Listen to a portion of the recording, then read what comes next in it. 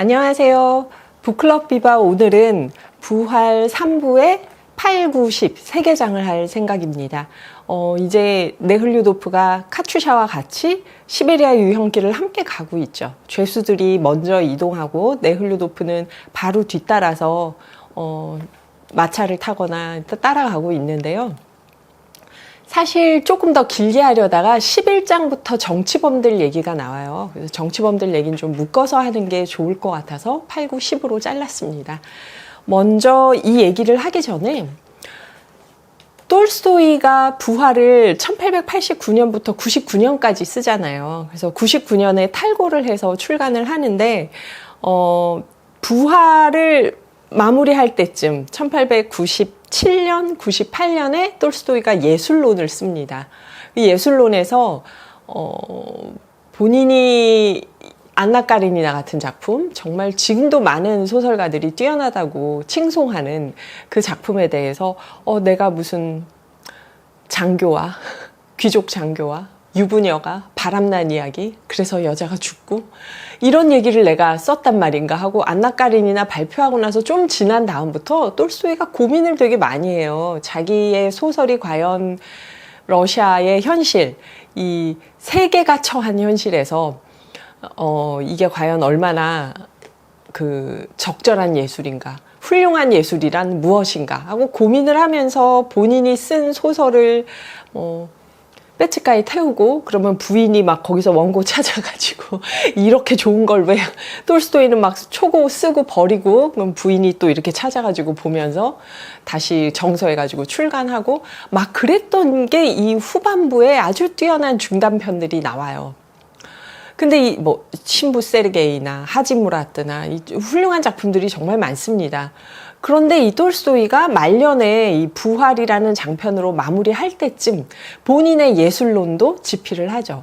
그래서 사실 식민지였던 우리나라에 톨스토이가 소개될 때는 그 시기에 가까운 작품들이 먼저 소개될 거 아니에요. 그래서 후반부의 작품들이 먼저 소개됐어요. 톨스토이의 예술론은 이광수 같은 분은 굉장히 인용해서 본인만의 예술론을 또 쓰기도 했고 그랬는데 이 톨스토이가 예술론에서, 그러니까 부활을 마무리할 때쯤에 쓴 예술론에서 최고의 작품으로 꼽은 건 도스토옙스키의 죽음의 집의 기록. 그러니까 러시아 문학의 최고의 성과다. 이 죽음의 집의 기록은 정말 뛰어난 최고의 작품이다 하고 칭송을 해요. 그런데 어떤 문학평론가가 19세기 러시아 문학을 통틀어서 이 죽음의 집의 기록을 최고라고 생각할까?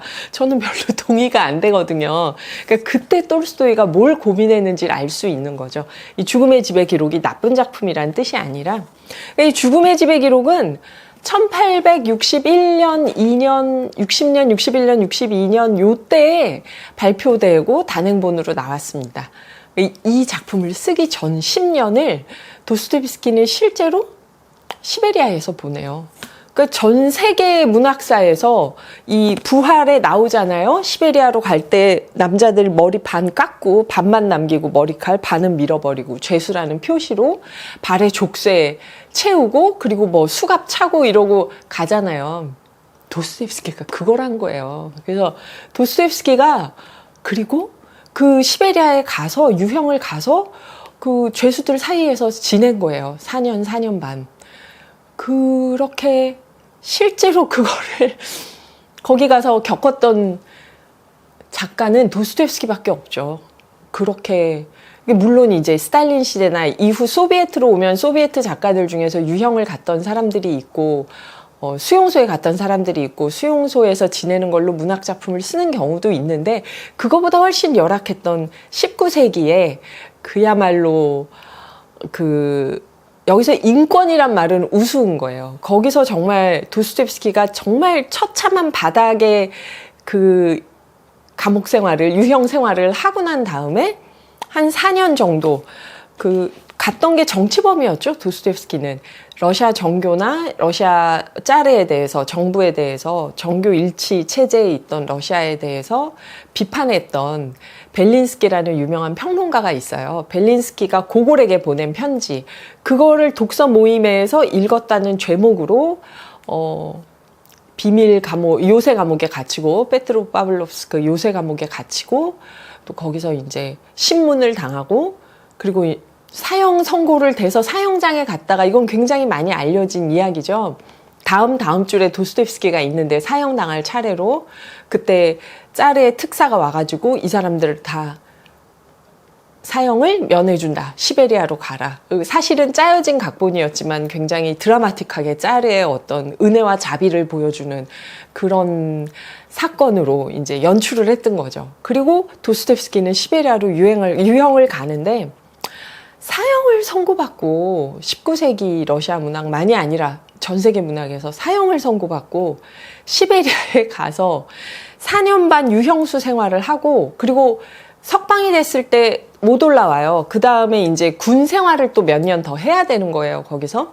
그래서 그 지역에 계속 시베리아에 머물러 있다가 거의 10년을 마치고 빼제르부르크로 돌아옵니다.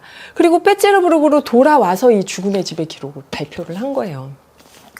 그 웬만한 사람들은 그렇게 10년을 보내면 다시 글을 쓸 수 있었을까요? 저는 도스토옙스키의 위대함은 거기까지 갔다 와서도 인간을 믿고 하나님을 믿고 계속 소설을 썼다는 게 도스토옙스키의 위대함이라고 생각을 하는데요. 그래서 이 죽음의 집의 기록이 도스토옙스키의 대표적인 장편인 죄와 벌보다 먼저 나왔어요. 이게 먼저 나오고, 그 다음에 66년도 4년 지난 다음 죄와 벌이 나오고, 그 다음에 거의 한 20년, 22년이 지나서 톨스토이가 러시아 문학에서 가장 위대한 작품은 죽음의 집의 기록이다 하고 이 작품에 대해서 평가를 하죠. 그럼 무슨 얘기겠어요? 부활을 마무리할 때쯤 예술론을 쓰면서 죽음의 집의 기록이 최고의 작품이다라고 했을 정도면은 이제 왜 부활의 마무리에서 사람들이, 그쵸? 죄수들이 시베리아로 가는 장면으로 이 3부가 마무리되는지 좀 저는 이해가 되더라고요. 아, 이게 도스토옙스키 작품에 대한 톨스토이의 대답이구나, 응답이구나. 그러니까 도스토옙스키가 죄와 벌에서 천착했던 게 뭐가 죄고 뭐가 벌이냐. 그러면은 법정에서 유죄를 선고하면 죄가 있고 법정에서 유죄 선고가 안 한 사람은 죄가 없냐.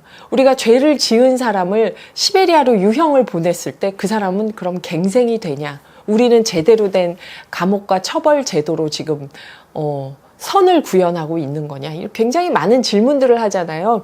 그 질문의 원초적인 질문이 죽음의 집의 기록에 훨씬 생생하게 들어있어요. 그러니까 여기서는 이제 정치범이나 막 지주의 횡포에 도망간 그 농노들이나 군대에서 탈영한 사람들이나 이런 사람들이 시베리아에 갔을 때 오히려 더 많이 봤는데 도스토옙스키가 그건 좀 이제 예민한 문제잖아요. 그러니까 이 죽음의 집의 기록에서는 형사범들 위주로 얘기를 많이 합니다. 그래도 이거를 제가 톨스토이가 최고의 작품이라고 했으니까 한번 읽어보려고 했죠. 어릴 때 읽어보려고 했는데 못 읽겠더라고요. 어떤 사람이 귀족이 자기 부인을 죽였어요.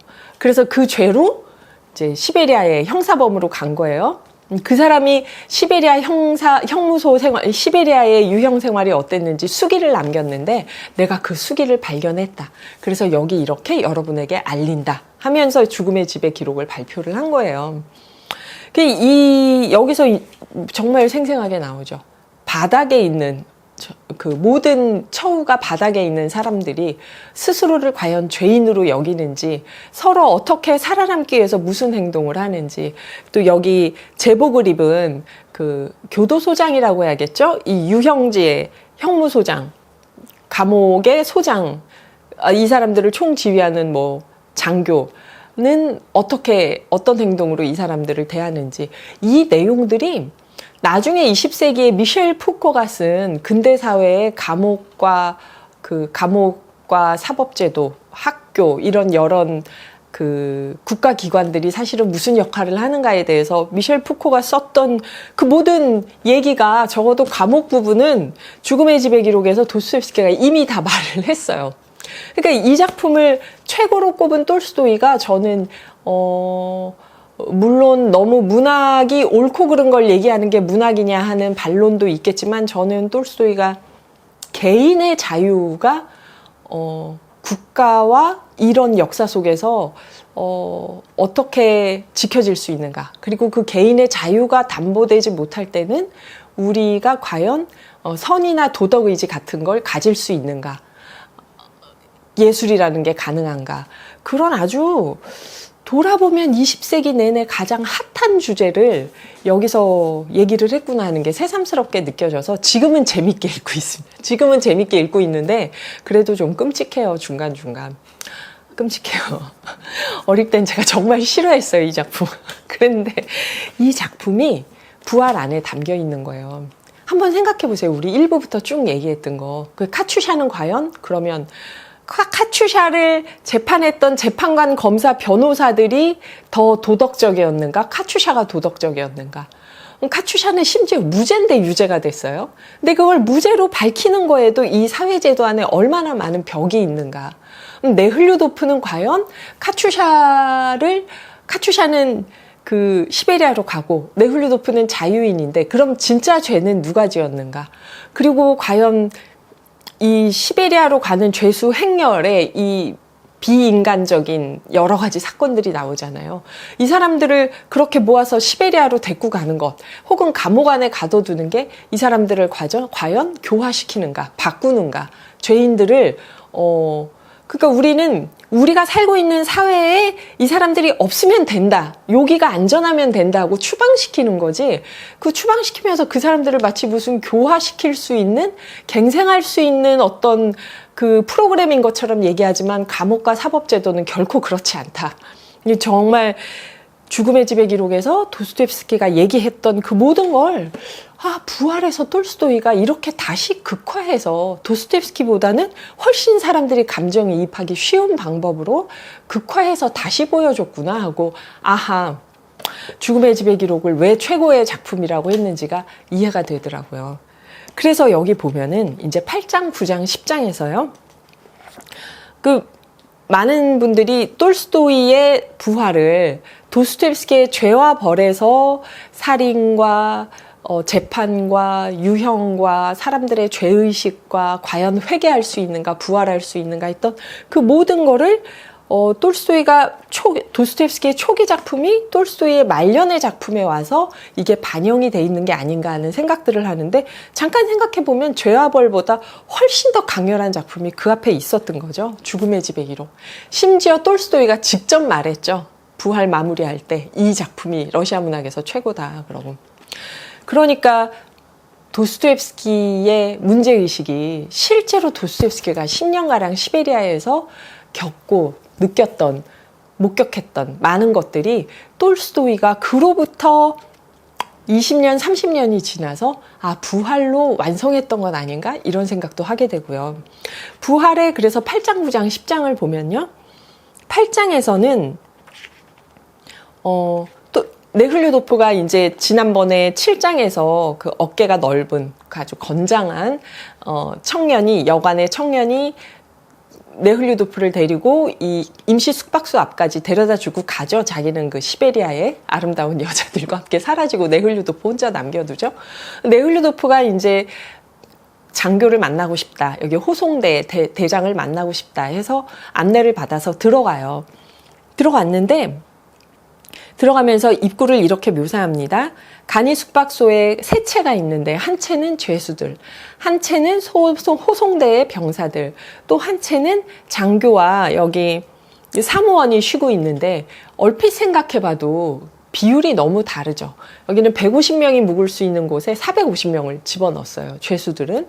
병사들도 조금은 열악한 환경이겠지만 거기에 비해서 이 장교나 사무원은 훨씬 더 안락한 환경인데 그게 어디까지나 시베리아에서 그렇다는 거지. 그 장교나 사무원이 모스크바나 페테르부르크에 있었으면 누렸을 것하고는 좀 다르겠죠. 그래서 간이 숙박소 입구에서 이런 묘사가 나옵니다. 언제나 그렇듯 특히 이곳에서 그 불빛들은 환한 벽 안에 무언가 멋지고 안락한 것이 있는 양 허황한 기대를 품게 된다. 상상해 보세요. 눈이 쌓여 있고 이제 겨울밤이에요. 거기서 아직 12월은 아니지만 이미 겨울이죠. 늦가을, 가을인데 이 시베리아는 이미 이제 눈이 쌓여 있는 거예요. 거기서 밤에 그 임시 숙박소 안에 노란 불빛들이 비춰져 있는 걸 보니까 그 안에 죄수들이 어떤 모습으로 있던, 밖에서 봤을 때는 그 아늑해 보이잖아요. 이게 이제 성냥팔이 소녀 때부터 우리가 항상 갖고 있는 이미지죠. 그렇게 시작을 하면서 이 등불이 비춰진 앞마당 굉장히 서정적으로 묘사가 돼요. 딱 들어갔을 때 장교가 묵고 있는데 그 보좌하는 병사가 이 사람을 안내해 줍니다. 이 장교는 병사가 뭐 사모바르를 빨리 안 갖고 오는 거 이런 걸 굉장히 아기가 깃든 작은 눈으로 마치 총알로 어디를 맞출지 조준하듯 이 병사를 쫓아본다고 얘기를 해요. 장교가 이렇게 얘기해요. 나는 그래도 다른 소장들에 비하면, 다른 사람들에 비하면 나는 정말 사정을 많이 봐주는 편이다. 차라리 내가 괴로운 게 낫지. 원리 원칙대로 하자면 훨씬 더 엄격하게 해야 되는데 나는 그렇게 하지 않는다. 그래서 네흘류도프가 당신 관할 안에 있는 사람들의 처지를 당신이 더 편하게 해줄 수 있고, 그렇게 했을 때 당신은 더 기쁠 겁니다 하고, 외국인이나 아이들을 대하듯 최대한 알아듣기 쉽게 발음하려고 애쓰면서 말했다. 어떤 분위기인지 알겠죠? 그러니까 이 장교가 반짝이는 눈으로 네흘류도프를 보다가 마지막에 그래요. 베르노프, 이 신사분을 발루코프에게 안내해드려. 정치범들 전용 감방에 들여보내드리라고 해. 점호 때까지 이분 거기 계셔도 돼. 이렇게 얘기를 해요. 그러니까 시작할 때는 절대 안 된다고 했다가 네흘류도프하고 대화를 하다 마지막에는 들여보내주는 그 미묘한 심리의 변화를 이 8장에서 잘 보여줍니다. 여긴 또 여자에 대한 얘기도 있어요. 그러니까 누구 만나러 왔냐고 하니까 그 카츄샤라고 하니까는 이제 이 장교도 여자 만나러 오셨군요. 그리고 이제 자기가 옛날에 알던 여자가 있는데 뭐 까자네 엠마라는 여자가 헝가리 태생의 페르시아인 같은 눈이었습니다. 막 이런 얘기를 하죠. 그러니까 네흘류도프는 그 화제를 바꾸다가 나중에 이렇게 얘기합니다. 저도 예전에는 그랬지만요. 지금은 여자에 대한 그런 태도를 증오합니다. 그래서 장교가 깜짝 놀라서 네흘류도프를 보다가 차 한 잔 더 드시지 않겠습니까? 아니요, 감사합니다. 그러니까 이제 들어가라고 들여보내요. 여기서 톨스토이가 두 사람이 무슨 대화를 했고 장교는 어떤 심정이었고 어떻게 마음이 바뀌었다 이런 얘기는 하나도 없지만 카메라가 비추듯 장교의 표정, 하려고 했던 말, 눈빛 이것만 묘사돼도 우리가 심리적으로 이 장교가 잠깐 마음이 흔들렸구나. 이 사람을 그냥 들여보내주자 하고 마음이 바뀌었구나. 이 장교는 앞서 엄마가 죽고 딸이 혼자 남으니까 아버지인 죄수가 이 딸을 안고 행진을 하는데 와가지고 그 여자아이는 여자 죄수 쪽으로 보내라. 어머니가 죽었는데 그럼 어떻게 아버지하고 딸을 떼어놓냐 사람들이 항의하니까 규칙대로 하라고 하면서 때리고 화를 냈던 그 장교예요. 그 장교지만 여기서는 또 다른 모습을 보여주는 거죠. 자기는 교양 있는 사람하고 대화하고 싶었다 이런 얘기를 하고 네흘류도프에게. 그래서 이 8장에서는 냉정해 보였던 그 장교도 이면에는 어떤 마음이 있는가 하는 거를 슬쩍 보여주고요. 9장에서는 들어가서 네흘류도프가 이제 처음에는 형사범들 방을 지나죠. 그 다음에 가족들 방을 지나요. 독신자 죄수들 가족 방 그렇게 지나면서 이제 정치범 방까지 가는 그 복도를 지나가는 이야기입니다. 여기저기서 욕설이 들리고 막 입구의 나무통은 사람들이 용변을 해결하는 곳이고 이렇게 얘기를 해요. 쇠사슬 소리가 뒤섞인 사람들의 웅성대는 목소리와 그 끔찍한 냄새는 네흘류도프에게 언제나 정신적 구토감이라 할 만한 괴로운 감각으로 합쳐졌고 정신적 구토감은 육체적 구토감으로 전이했다. 그리고 이 두 감각은 함께 뒤섞여서 서로를 한층 강렬하게 만들었다. 이 막 사람들 욕설 소리, 배설물 냄새, 왁자지껄함 150명이 있어야 될 때를 450명을 밀어넣었으니까 어떻겠어요. 근데 이 괴로움을 구토감으로 표현을 하죠.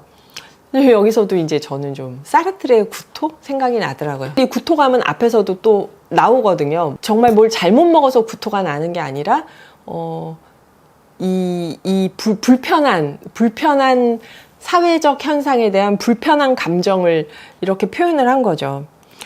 쭉 오면서 네흘류도프가 봤던 형사범들 얼굴, 아는 얼굴들이 여기저기 있는 거예요. 그 많은 죄수들 속에. 그리고 이런 얘기도 나옵니다. 얼근 자국이 있고 코가 없는 혐오스러운 불황자도 발견했다. 시베리아의 타이가에서 탈주하는 동안 동료를 죽이고 그 고기를 먹으며 버텼다는 소문으로 유명한 남자였다. 이거는 실제로 그랬다고 하는 기록이 있대요. 전 잘 안 믿어지지만. 그래서 탈주할 때, 탈주할 때, 다른 동료 한 명 보고 같이 가자고 해서 꼬드겨서 같이 탈주하다가 배가 고프면 식인을 했다는 이런 얘기도 있다고 합니다. 또 한쪽 어깨에 젖은 할라트를 걸치고 복도에 선 불황자는 길을 비켜주지 않고 조롱하듯 뻔뻔스럽게 네흘류도프를 쳐다봤다. 네흘류도프는 그를 피해갔다. 그런 광경에 이제 너무도 익숙했다고 나와요. 그러니까 사람들이 네흘류도프에 대해서 갖고 있는 적개감, 그쵸? 거리감, 이게 느껴지는 거죠.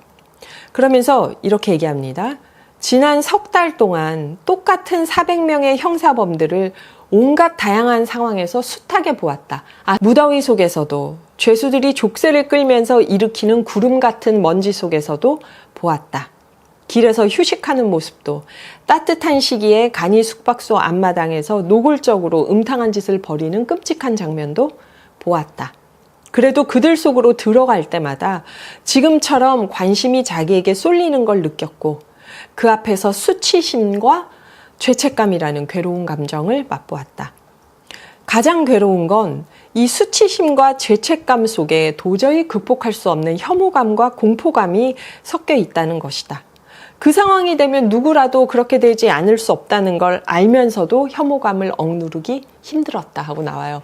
그러니까 네흘류도프는 이 죄수들의 가운데 지나가면서 정말 수치심과 죄책감, 본인이 또 그렇게 많은 기득권을 누리는 계급으로서 느끼는 죄책감이 있는 거죠. 그리고 사실 진짜로 카투샤를 그 상황으로 가게 만들었지만 그게 귀족들 사이에서는 뭐 있을 수 있는 일이고 그게 뭐 그렇게 죄의식을 느껴야 할 일이 아닌데 쟤 참 별나다 이러고 있잖아요. 그 모든 것에 대한 수치심 죄책감인데 그러면 여기서 그들 속으로 그랬어요. 민중 속으로 들어갔을 때 죄수들 속으로 들어갔을 때 수치심 죄책감으로 마음이 열려야 되는데 동시에 느끼는 건 혐오감과 공포감. 죄수들을 보면서 느끼는 감정인 거죠.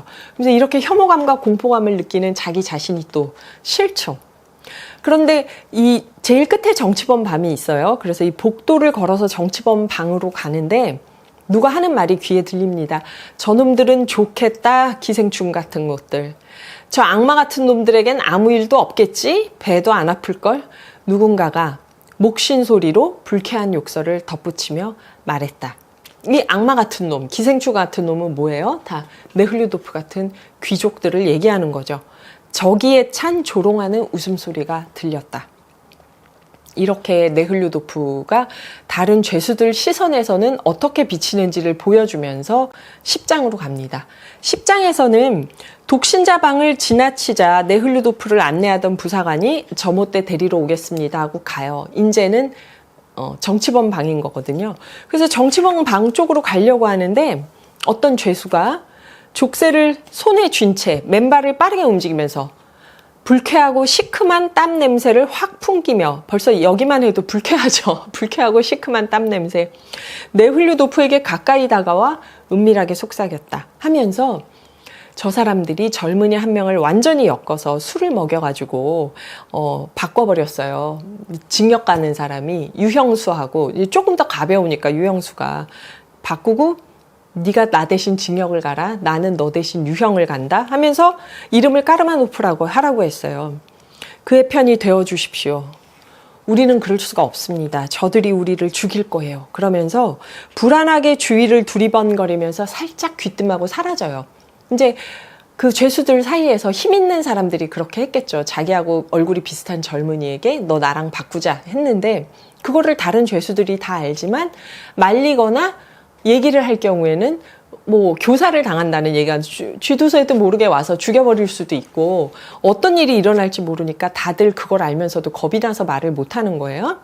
그런데 이 죄수가 일주일 전에 네흘류도프에게 이걸 한번 귀띔해 준 적이 있어서 네흘류도프는 고개를 끄덕이면서 주위를 두리번거리지 않고 계속 앞으로 나갔다. 내가 알아서 처리를 할게요. 무슨 말인지 잘 알았어요 하는 거를 표시는 해주면서도 돌아보거나 하면은 누가 눈치챌 수 있으니까 그러지 않고 앞으로 쭉 갔다는 거예요. 그런데 이렇게 용감하게 죽을지도 모르는데 이 얘기를 네흘류도프에게 와서 귀뜸해주고 간 사람은 마카르 잽긴인데, 여기서부터 마카르 잽긴이 왜 죄수가 되었는가가 하나의 아주 짧은 옛날 이야기처럼 나옵니다. 자기가 한 게 아니고 악마가 했대요. 자기는 사람을 죽이려고 한 게 아닌데 무슨 생각을 했는지 아버지가 어떤 여행객을 썰매에 태워서 어디까지 모셔다 드려라 했는데, 이 사람이 모스크바에서 500루블을 벌어서 이거를 가지고 결혼하러 가는 길이라고 말을 했대요. 그 말을 들은 마카르는 썰매 안의 집단 밑에 앞마당에 가서 도끼를 가져다가 숨겨놔요. 자기도 왜 그랬는지 모르겠대요. 제가 도끼를 왜 가져갔는지 스스로도 모르겠습니다. 도끼를 가져가 하는 목소리가 들려서 도끼를 가져갔습니다. 농민들의 그 옛날 이야기처럼 나오는 거예요. 그래서 썰매에 올라타 출발했는데 마을이 가까워지고 이제 큰 길이 나오면은 이제 이 사람이 내리고 가면은 모든 일이 끝나네 하니까 갑자기 자기가 오르막에서 대로변으로 가기 전에 도끼가, 저는 집단을 정돈하는 척 하면서 썰매 쪽으로 몸을 숙였습니다.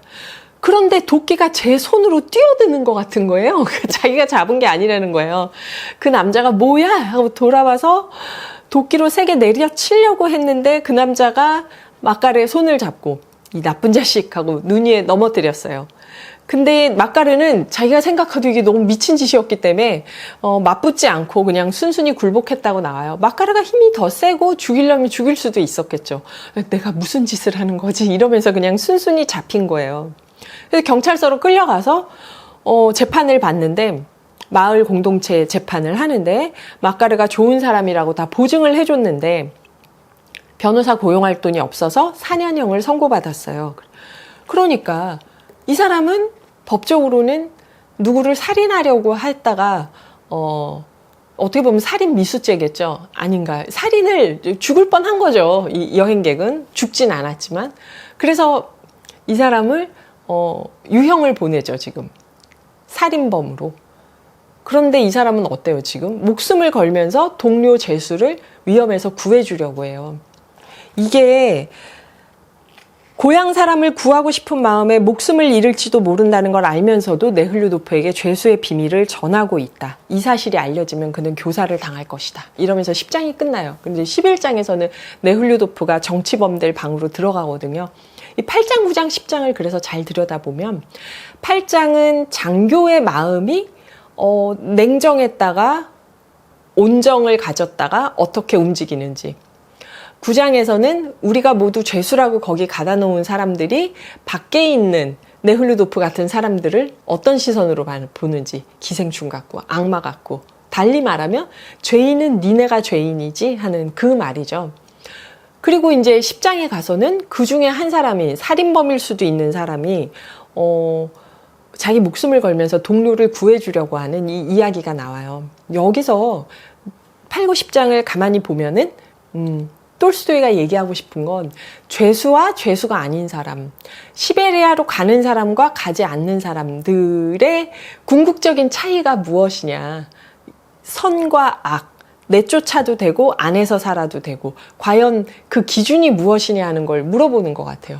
이게 이분법적으로 나뉘어지지 않잖아요. 사람의 마음 안에 있는 그 여러 가지 이야기.